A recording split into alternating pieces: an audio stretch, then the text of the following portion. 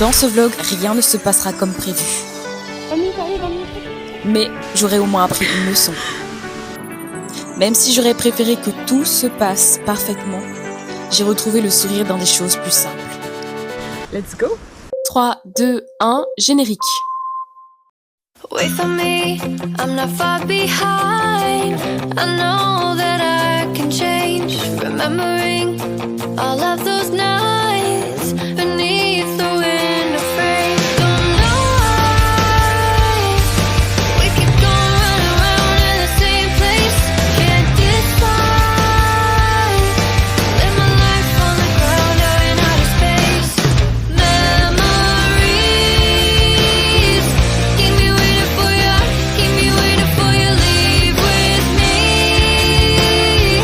to the stars above. I think I'm ready for you.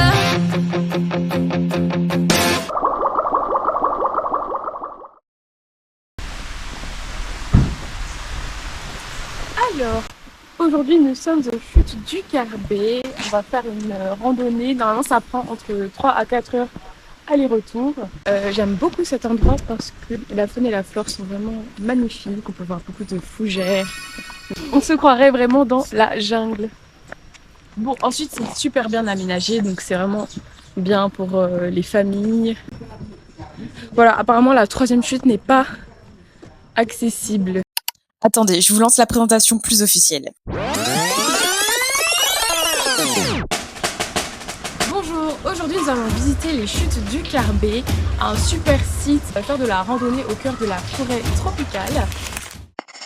En effet, au cœur du parc national de la Guadeloupe, les chutes du Carbet sont situées sur le flanc du volcan de la Soufrière, dans la commune de Capesterre-Belle-Eau. L'accès se fait en voiture. Après la nationale 1, il faut prendre la route départementale 4. Un parking est présent. L'entrée est à 5,50 € pour un adulte et 3,30 € pour un enfant. Ce sont les tarifs en 2024. Il y a au total 3 chutes. La première, c'est la plus longue. Elle s'effectue en 1h45 aller, 1h45 retour. Et la deuxième, elle est beaucoup plus courte. C'est 20 minutes aller, 20 minutes retour. Donc c'est parti, on va explorer tout ceci.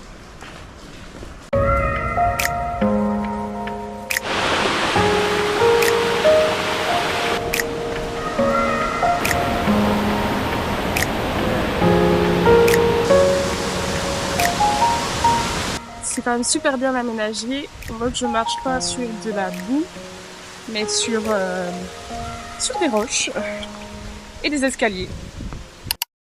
D'ailleurs, le terme à utiliser est trottoir en pierre naturelle. Bref, je prends 10 000 ans pour raconter que le début de cette randonnée est bien aménagé. Exemple avec ses rampes pour éviter de tomber dans le vide. C'est assez bien fait. Surtout que c'est une région où il pleut quand même assez souvent. Là aujourd'hui il a plu. Bon, je vous épargne le reste, c'était pas intéressant. Next. C'est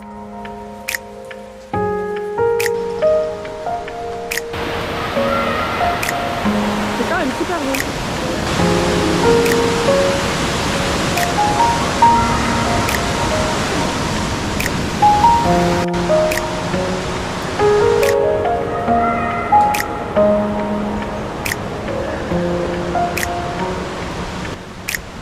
Moi j'aime trop. J'aime trop être dans la nature comme ça.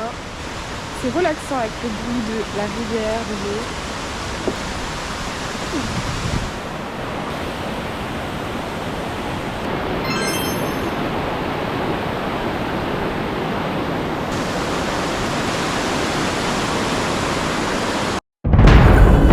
Nous décidons d'aller à la première chute. On doit se dépêcher car on nous a prévenu que la nuit tombe vite.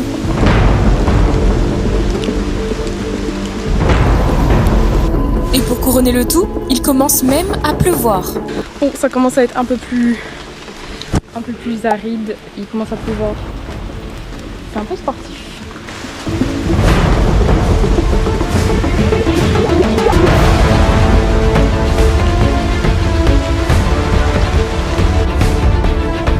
On a décidé de rebrousser chemin et de ne pas faire la deuxième chute. Donc, parce qu'il pleut, il fait déjà bientôt nuit, il est bientôt 16h. On nous a dit qu'à partir de 17h, la nuit commence à tomber. Une prochaine fois.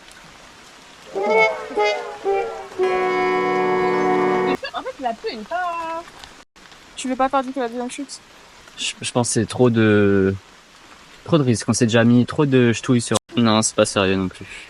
C'est pas raisonnable. Non. Moi j'aime trop les arbres comme ça. C'est vraiment beau.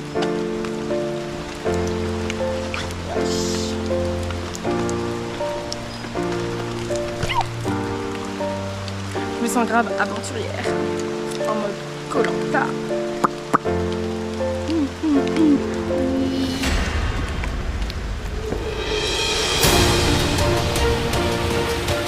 Elle est belle la deuxième Top-Can, non?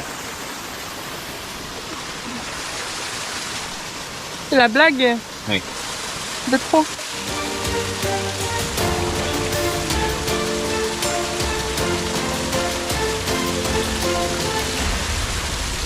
Habité? Non, j'ai pas envie d'être malade.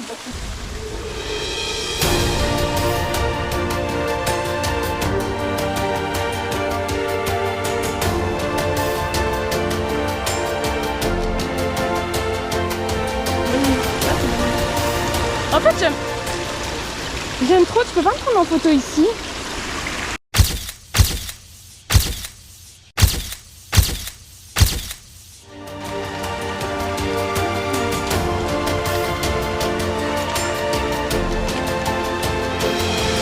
Bon, au moins dans cette aventure, j'aurais appris que ce qui compte, c'est pas l'arrivée, mais la route.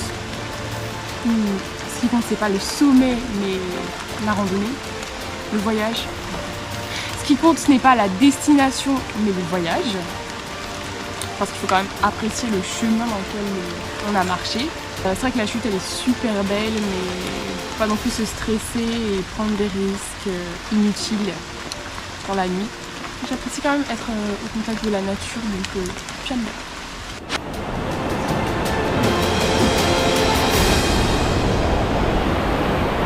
Là, c'est la toute première chute la plus rapide d'accès, la plus accessible.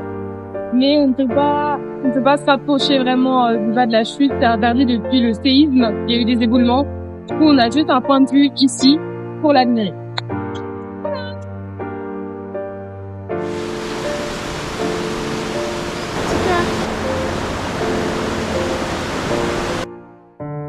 Ah oui, je suis sûre que vous vous demandez pourquoi j'ai pleuré au début du vlog. Qu'est-ce qui s'est passé? Même si je fais de mon mieux, ce sera pas suffisant. Ce sera pas Bah, tout simplement, j'avais des doutes concernant mes capacités à bien présenter dans une vidéo, parce que c'est ma toute première vidéo YouTube, mais c'est avant tout humain finalement d'avoir des moments de doute avec la peur de ne pas assez bien faire. Mais bon, je l'ai finalement fait, je peux enfin dire que malgré toutes ces angoisses, j'ai monté ma toute première vidéo YouTube.